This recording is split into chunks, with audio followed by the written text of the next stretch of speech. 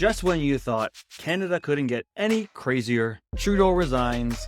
And with that, which is a big part, there goes this whole fiasco about capital gains inclusion rates. Like basically how much taxes people that have sold stuff in the last year are going to pay. All right, I like to remember last year when the Liberal government introduced a motion to increase taxes on capital gains.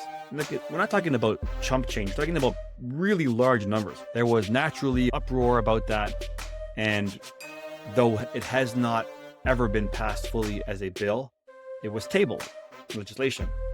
And the CRA, as is common for the CRA, they acted on that as if it will be passed eventually. It was just a foregone conclusion, and started imposing those rules on that yet to be passed bill in CRA.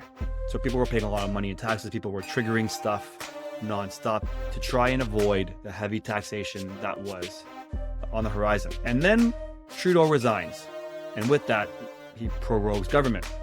So there's no government meetings. There is no government for the next little while, the next few months. That bill that was tabled is going to die in Parliament.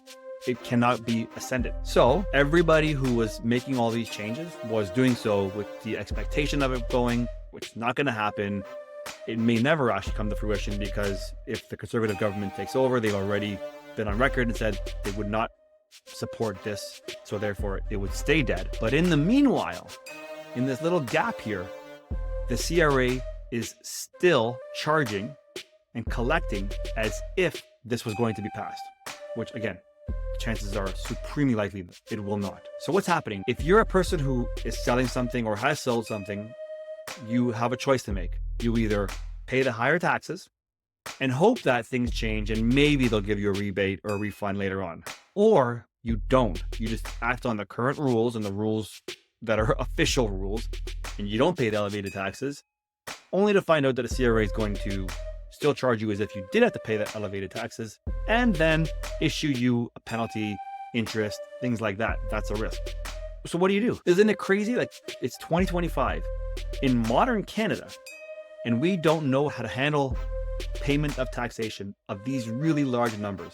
Very little direction.